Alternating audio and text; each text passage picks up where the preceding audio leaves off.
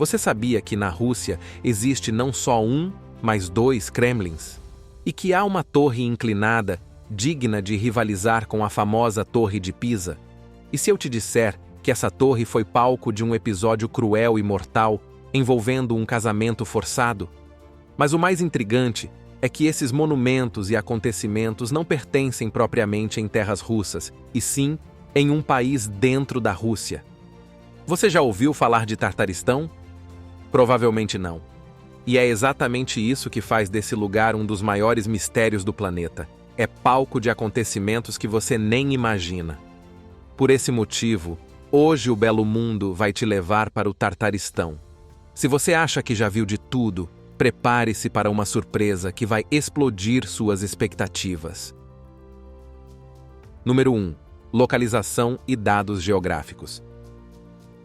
O Tartaristão, oficialmente uma república dentro da Federação Russa, é uma das regiões mais ricas culturalmente do país. Aposto que essa você não esperava, né? Sim, existe um país dentro da Rússia. Bem nos moldes do Vaticano na Itália, ou seja, um território isolado dentro de outro país. No mapa, ele parece uma ilha, só que ao invés de água, é cercado por terras russas. Localizado a cerca de 800 quilômetros a leste de Moscou, o Tartaristão tem uma posição estratégica, bem na linha entre a Europa e a Ásia. E essa localização fez toda a diferença ao longo da história. Dois dos maiores rios da região, o Volga e o Kama, cortam suas terras e sempre foram essenciais para a economia local, tanto no transporte quanto na irrigação. A República ocupa uma área de 68 mil quilômetros quadrados, pequena em território, mas gigante em importância. Isso porque a região é rica em recursos naturais, principalmente petróleo, que é a base da sua economia.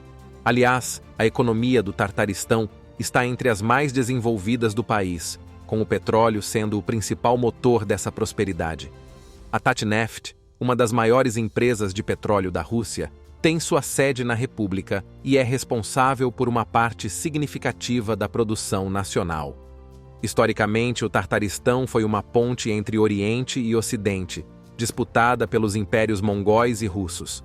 Um território que abriga uma população de maioria islâmica, com sua própria língua e cultura, preservada até hoje. E é exatamente essa história fascinante que vamos explorar agora. Número 2. História. A trajetória do Tartaristão é repleta de reviravoltas.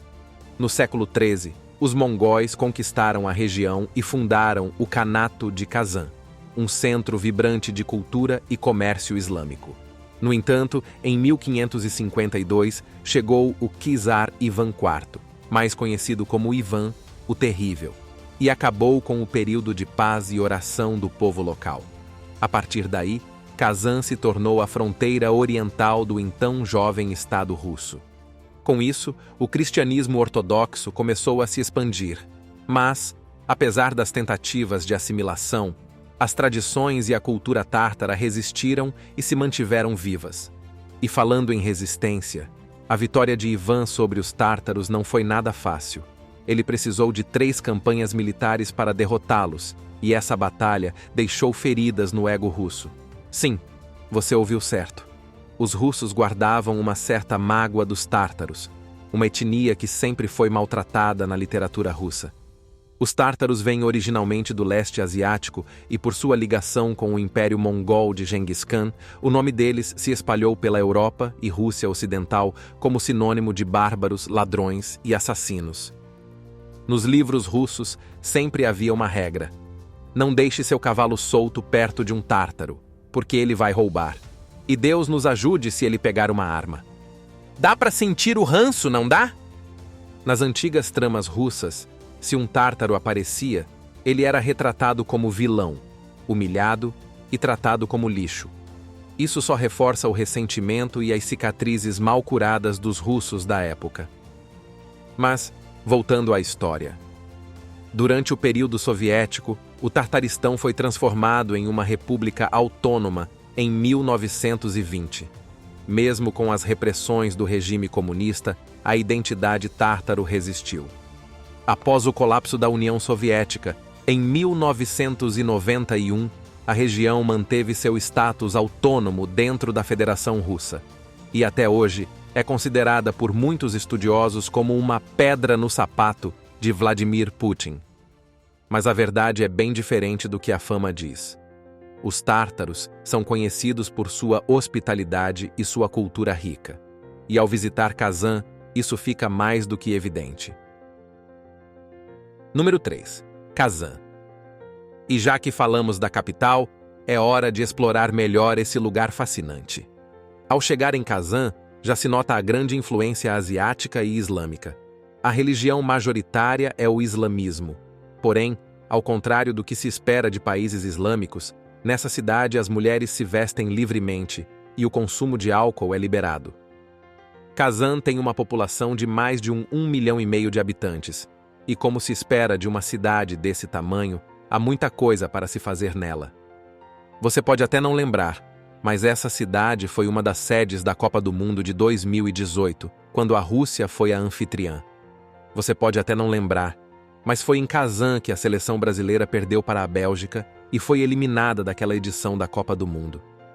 Com mais de 1000 anos de história, ela é uma das cidades mais antigas da Rússia e é frequentemente chamada de terceira capital, depois de Moscou e São Petersburgo.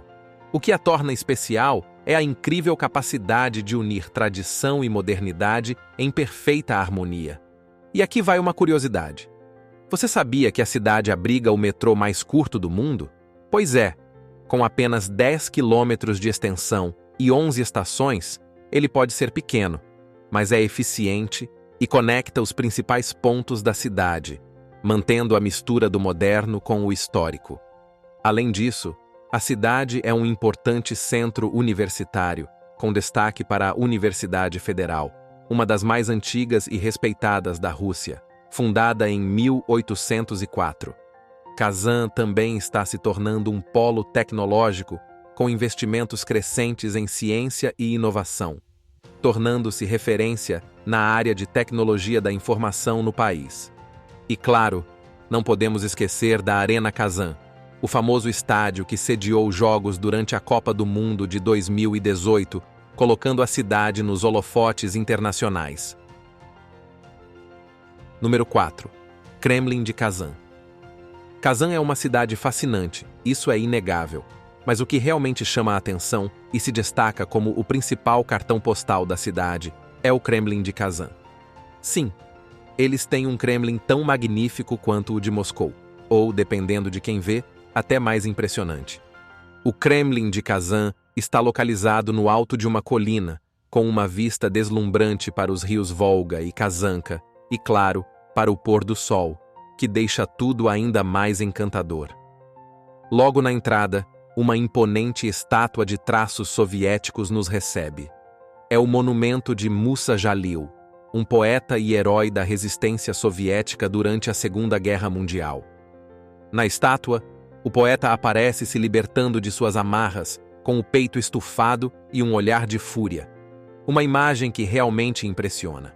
Diferente dos históricos Kremlins de Moscou e Novgorod, o de Kazan se destaca por suas paredes brancas.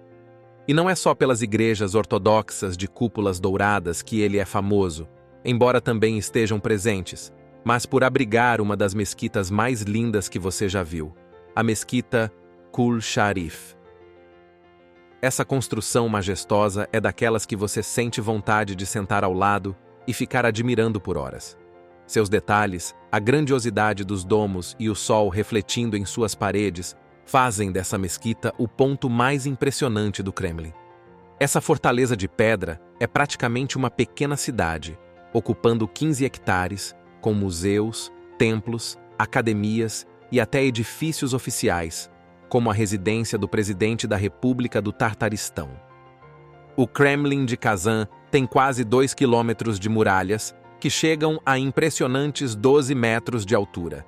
São 8 torres no total, 5 delas redondas, todas com teto de madeira, exceto a Spasskaya, que é a porta de entrada e conta com um campanário com relógio. Número 5. Torre de Pisa na Rússia. Fora dos muros do Kremlin de Kazan está uma torre famosa, a Siuyumbaik, muitas vezes comparada à Torre de Pisa, na Itália, por também ser inclinada. Atualmente, sua inclinação é de 2 metros. Com 56 metros de altura e feita de tijolo vermelho, a torre foi originalmente construída como um mirante. Do seu topo, a vista panorâmica é de tirar o fôlego, alcançando até o rio Volga. Mas o que realmente atrai os turistas são as lendas em torno da torre. A mais famosa envolve Ivan, o Terrível. Segundo a história, após conquistar os tártaros e destruir a fortaleza, Ivan se apaixonou por Soembika, uma rainha local, e exigiu que ela se casasse com ele. A lenda conta que Soembika concordou com o casamento, mas sob uma condição. Ivan deveria construir uma torre de 7 andares em apenas 7 dias. Determinado, o czar aceitou o desafio e terminou a obra. No último dia, o casamento aconteceu. Porém, em um desfecho trágico, a rainha se jogou do topo da torre logo após a cerimônia, tirando sua própria vida. Claro, essa história é mais mito do que realidade. Na verdade, Soembika nunca se casou com Ivan, e ela morreu em outra cidade, em circunstâncias bem diferentes. Mas como sempre, a lenda é muito mais envolvente do que os fatos, não é? Falando em lendas, uma das histórias mais curiosas de Kazan envolve felinos e ratos. A cidade tem um monumento que é no mínimo peculiar e fofo, e super visitado por turistas, onde um grande gato deitado de barriga para cima descansa sobre uma cama. A lenda diz que uma imperatriz russa, impressionada pela ausência de ratos em Kazan, graças à habilidade dos gatos caçadores, ordenou que 30 deles fossem enviados a São Petersburgo. Esses gatos teriam acabado com a infestação de ratos na cidade. É claro que isso é apenas uma lenda, mas Kazan é assim, cheia de histórias fantasiosas e encantadoras. Voltando à torre Siuyumbik, ao lado dela, você encontra uma igreja ortodoxa e alguns palácios. O mais interessante é a proximidade entre a igreja e uma mesquita, simbolizando a convivência pacífica entre as duas religiões. O que nos leva ao próximo tema. Número 6. Religião. Diferente de outras partes da Rússia, o Tartaristão é um exemplo raro de convivência pacífica entre o Islã e o cristianismo ortodoxo. Enquanto 71% dos russos seguem a Igreja Ortodoxa, no Tartaristão 60% da população é muçulmana e o restante cristã ortodoxa. O mais interessante? Essas religiões coexistem em plena harmonia, especialmente em Kazan, a capital. O primeiro presidente do Tartaristão, Mintimer Saraimiev, reforçou essa paz ao restaurar 2 grandes símbolos: a Mesquita Kul Sharif e a Catedral da Anunciação, dentro do Kremlin de Kazan. E como há espaço para todas as religiões, em 2005, um terreno foi destinado à construção de uma igreja católica, consagrada em 2008, mostrando o compromisso da região com a diversidade religiosa. Para quem não sabe a diferença entre o cristianismo ortodoxo e o catolicismo, ela está principalmente na estrutura da igreja. Enquanto os católicos são guiados pelo Papa, os ortodoxos seguem patriarcas independentes em suas regiões, mas as crenças essenciais são semelhantes. Essa harmonia não se reflete apenas nos prédios. Festas como o Ramadã e a Páscoa ortodoxa são amplamente celebradas. Número 7. Sabantui. E já que estamos falando de festas, vamos falar de uma das mais importantes, o Sabantui, a principal celebração do Tartaristão. Como já dissemos, os tártaros são o segundo povo mais populoso da Rússia, com 4,7 milhões de pessoas. A maioria vive no Tartaristão, mas também estão no Bascortostão e na Sibéria. No entanto, independentemente de onde estejam, todos os verões eles se reúnem para celebrar o Sabantui, também conhecido como o Feriado do Arado. Essa festa começou como uma comemoração rural para marcar o fim do plantio da primavera. Ao longo dos séculos, a celebração evoluiu para um evento cultural que atrai pessoas de toda a Rússia. O festival é famoso por suas competições tradicionais, como a luta de cinturão conhecida como kuresh, corridas de cavalos e até lutas sobre troncos. Esse último é quase como uma guerra de travesseiros, mas, em vez de uma cama, 2 participantes se equilibram em um tronco de árvore e tentam derrubar um ao outro usando sacos cheios de serragem, em vez de travesseiros. Não é à toa que essa festa foi reconhecida como Patrimônio Cultural Imaterial da Humanidade pela Unesco. Mas nem tudo sempre foi cultura.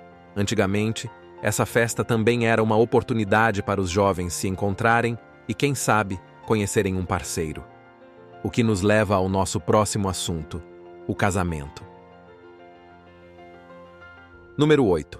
Tradições de casamento. No Tartaristão, os casamentos vão muito além de uma simples união entre 2 pessoas. Eles são uma fusão de tradições islâmicas e tártaras, e o dote ainda desempenha um papel importante na cerimônia. O noivo deve oferecer presentes à família da noiva como símbolo de compromisso e respeito. O casamento tradicional tártaro segue a cerimônia muçulmana nikah, que pode acontecer em casa ou em uma mesquita, sempre com a presença de um mullah, que é líder religioso do Islã. O noivo veste um chapéu tradicional chamado skull cap, enquanto a noiva usa um vestido longo de mangas fechadas e um véu, que é obrigatório. Mas o casamento não acaba com a cerimônia. Existem tradições pós-casamento que são tão importantes quanto o nikah. Quando a noiva entra pela primeira vez na casa do noivo, a sogra coloca um travesseiro sob seus pés, simbolizando o desejo de que a nova esposa seja gentil e suave com a família, caminhando com leveza, como se estivesse sempre pisando em um travesseiro. Esse gesto busca garantir paz e harmonia no lar.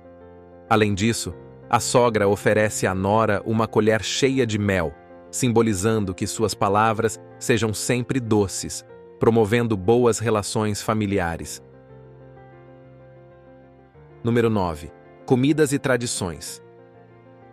E claro, se tem casamento, tem que ter comida. Essas festas celebram a cultura tártaro-islâmica, com a gastronomia no centro de tudo. As mesas são repletas de pratos tradicionais, cada um com um sabor especial. Entre os favoritos estão os bales, pequenos pães recheados com carne ou batata, assados ou fritos. O kurt, um queijo seco e salgado, feito de leite fermentado, é perfeito para acompanhar a conversa. E se você acha que é só isso, está enganado. O gubadia rouba a cena. Uma torta com várias camadas, recheada com arroz, passas, ovos, carne e coalhada seca. É um prato especial que, só de olhar, já enche os olhos de qualquer um. Para adoçar, nada melhor do que o chuk-chuk, uma sobremesa feita de bolinhas de massa frita, cobertas com mel, que é tão famosa quanto querida. E assim, chegamos ao fim dessa incrível viagem pelo Tartaristão, uma terra cheia de surpresas, cultura e história rica. Agora queremos saber, o que você achou dessa jornada? Já tinha ouvido falar do Tartaristão? Ou quem sabe ficou com vontade de incluir esse destino na sua lista de lugares para visitar? Conta pra gente nos comentários. Se você curtiu o conteúdo, não se esqueça de se inscrever no canal e ativar o sininho para ficar por dentro das próximas aventuras. E claro, compartilhe esse vídeo com quem também ama explorar o nosso belo mundo. Muito obrigado por assistir até aqui e nos vemos na próxima aventura.